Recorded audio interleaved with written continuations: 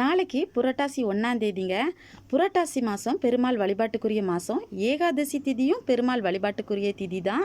புதன்கிழமையும் பெருமாள் வழிபாட்டுக்கு உயர்ந்த கிழமை.